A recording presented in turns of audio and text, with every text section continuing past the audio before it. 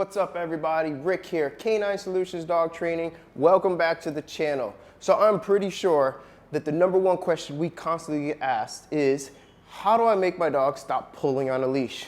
I'm gonna show you how to do that in just 5 minutes, guys. Let's go.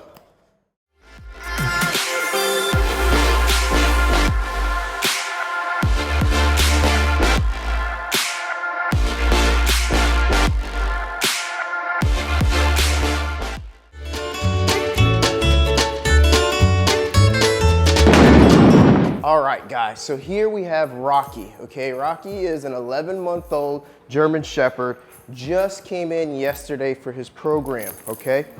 As you can see, Rocky knows just about nothing right now, okay? So I think he knows how to speak. That's pretty much the only thing he does pretty consistently here. So anyways, one thing on the top of Rocky's list was walking on a leash.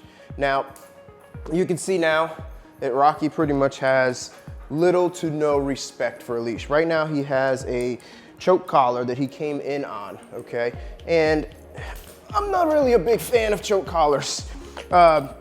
They don't really work as effectively as other tools that are available right now. And I'm gonna go into tools in just a few minutes here because tool selection can be extremely important on the ultimate results of your dog here.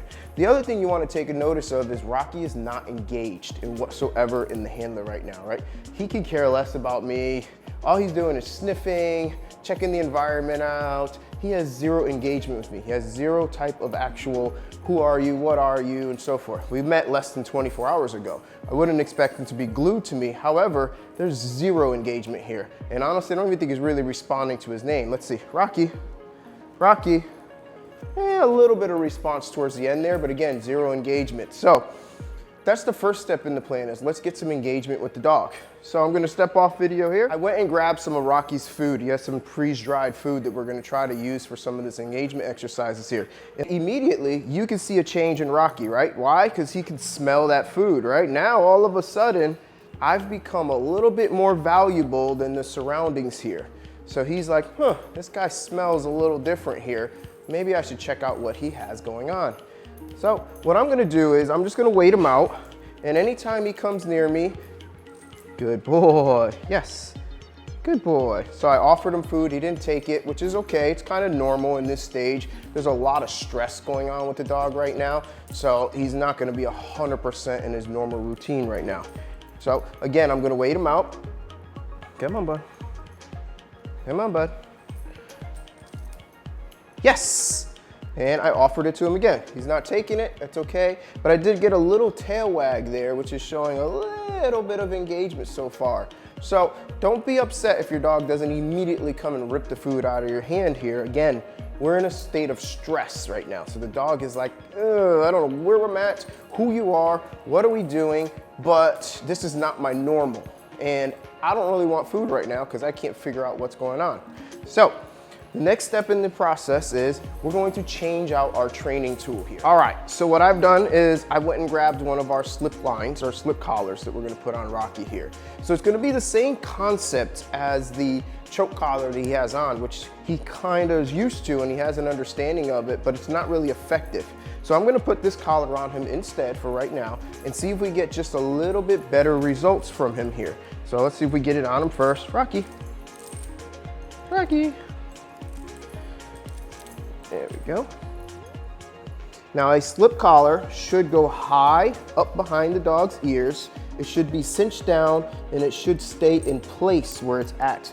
You don't want it down here low as you see on his choke collar right here. And actually I'm gonna take this off for right now just because it's jingling like crazy. It's kind of annoying the heck out of me here. So, there we go. So, all right, so same concept except positioning is gonna be crucial when you're putting on a slip lead or a slip collar here, okay? So now what I'm going to do is I'm just gonna randomly walk around, and anytime that Rocky hits the end of the leash, he's gonna get a little bit of a wrist flip, okay? This is all the effort that I wanna use with this dog right now. Yeah, there you go, good boy. So I'm just gonna use the efforts of my wrist. I'm going to let the tool do the work for me. You never want to be yanking and pulling full body force into it because you don't want to hurt the dog. You also don't want to freak him out and make him fearful of the tool. So again, I'm just going to walk him along And I don't want to go that way, but Rocky does. Yes, good boy. Good job, Rocky. Little bit of wrist effort. Yes, good boy. And you can see now I'm starting to guide him in the direction I want him to go. Now, I don't want you to think, guys, that this is gonna fix your dog literally just by buying a slip collar and putting it on your dog, okay? There's more to it, there's repetitions, but you're starting to see the early stages of how effective a training tool can be. So now what I'm gonna do is, I'm gonna up it just a little bit more. And now, I'm going to ask him to sit when we stop. Sit. Yes, good boy. Good job, Rocky. Good boy. Yes. So big, huge praise because he gave me the behavior I asked for at that point. That was a wanted behavior from my behalf. And yeah, all right, you can lay down. You can rest right now. So he gave me that wanted behavior that I expected from my behalf here. So I'm going to give him huge praise. I'm going to mark that behavior for him here. Again, he's in a level of stress right now, so he's not taking food, but it doesn't mean that we still can't praise and mark. We want the dog to understand these are good things that we want from you here. So now what I'm going to do is start walking forward again. And see how it happens here. A little bit of leash. Yes, good boy, Rocky. Anytime he's given that. Now what you also want to pay attention to is what I'm doing with my body. I'm making inward steps with my left foot. I'm actually curbing him in the direction I want him to go. And if he gets too far ahead of me, again, I'm going to use the training tool and I'm going to pull him in the direction that I want. I'm going to correct him. So right now I'm using my body to guide him in the direction I want, which is this inward left hand circle. Now he's starting to expect this behavior, so now I'm going to change it. And I'm gonna go right and let the tool do the work. Yes, good boy, Rocky, good boy. There he is, good boy. Asking for a sit, sit. Yes, good boy. There it is, good job, Rocky, good boy. So you can already start seeing progression. He went from crazy all over the place to let me try to follow this guy around. You're here, you matter, don't you, guy? So I don't really know who you are, but I think I need to follow what you're telling me what to do. So he's starting to engage with me. Now, engagement doesn't always mean that we're gonna go run around and play fun. Yes, that's the ultimate level of engagement, but right now, he's just looking to me as the leader in the room. I don't know where I'm at. I don't know who you are. What the heck just happened? Oh, but if I listen to you, good things happen. And this is starting to become a little bit fun. So now he's starting to engage with me. So that's what I want to be clear upon. When we say engagement, doesn't always mean go toss a ball for your dog. It means get your dog's respect, get your dog's attention in some way or form. Okay, let's try it again. Rocky. Yes, look at that. Immediately started walking and immediately he got up. Almost no pressure on the leash right now. Too far wide, let the leash do the work. Yes, good boy. Good boy, Rocky. Again, I'm going to cut him off with my body, shape the direction I want him to go. At random, I'm going to stop, and I'm going to ask him to sit. Sit. Yes, good boy. So be cautious when you ask your dog to sit. First of all, if your dog doesn't know how to sit, let's start there. But if your dog has an actual concept of the word sit, I want you to ask for it first, say the verbal cue sit, immediately followed by a correction, in this case the slip collar here. I'm using a little bit of gentle pressure. Don't pressure and then say the word. You want to give the dog a chance to do the behavior, otherwise it's going to be dependent on the tool as the actual cue versus the actual command. Okay, let's try this again. Now what I'm going to do is start adding in a verbal marker to what I want him to do. So I'm going to say the word heel. Rocky, heel, and that's going to mean he can actually start walking with me here. Good job, Rocky. Excellent. Much better than when we started. Now he's starting to disengage, so I'm going to reel him in, give him a little correction, remind him that I'm here. Hey, remember me? I'm still in the room, Rocky. You need to pay attention to me. Good boy. Yes, good boy. Yes, good boy, Rocky. Coming back towards you guys. Going to make a stop. Sit. Yes, good boy. Good job. Excellent job, Rocky. Good boy. Heel, sit, yes.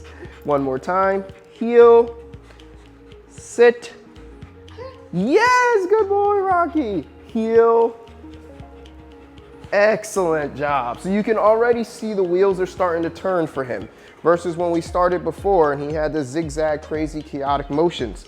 Sit, yes. Now, right now in these super early phases, I'm not gonna worry about perfect positioning, that sideways sit. We can clean all that up later. Right now, all I'm looking for is for this dog to say, I don't know what you want me to do right now, guy, but I'm gonna pay attention to you. I'm gonna try to figure out what you want me to do. Yes. So there he took a little bit longer than I wanted for him to take that sit. So now I'm gonna actually add in the correction, have a system in it. Say, hey, look, I asked you to sit. I'm pretty sure you understand the word sit. Good boy, good boy. Excellent job, Rocky. Good boy. All right, Rocky, you ready for a rest? I think you are. Let's go. All right, let's wrap this up, guys. Did you see the progression with Rocky in literally 2 sessions? That's 2 sessions, guys, I kid you not. Probably each about maybe 10 to 15 minutes each.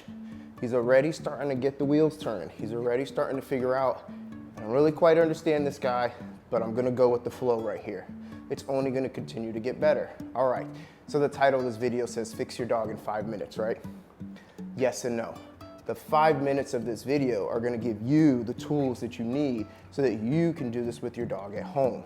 This is gonna take a few days with Rocky here to perfect this. It's probably gonna take a few weeks with your dog to perfect this at home. So don't be alarmed if you're not seeing those huge gains in just 1 session. Every dog is slightly different. Every person's slightly different. Your schedule is different. Your timing is different. Your distraction level is different. Right now, we started in a nice, quiet room. But at some point, you're going to have to hit the environment. And trust me, the public will fail you, I promise.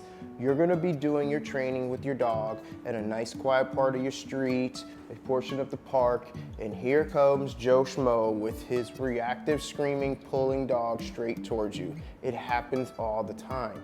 So don't get frustrated.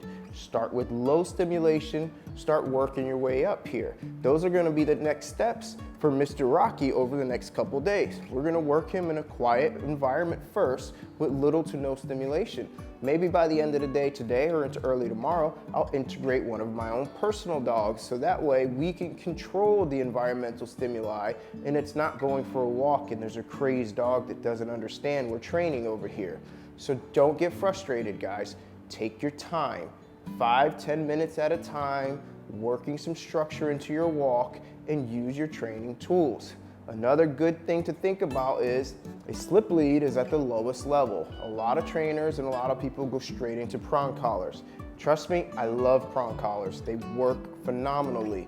But I like to challenge ourselves as trainers and see if we can start at the lowest level of correction possible because there's always room to go up.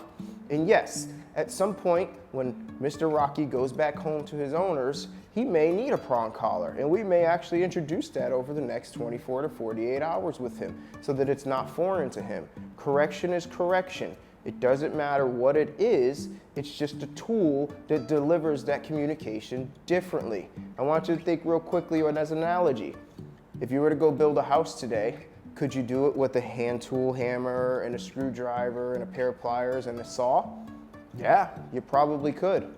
Or should you get some power tools like a drill and a screw gun and a circular saw? Are you gonna get it done that way a lot more efficiently? Absolutely.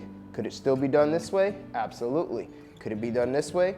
More efficiently. So think about that when you think about training tools. That's all they are, is things that we want to use to establish a line of communication with our dog effectively.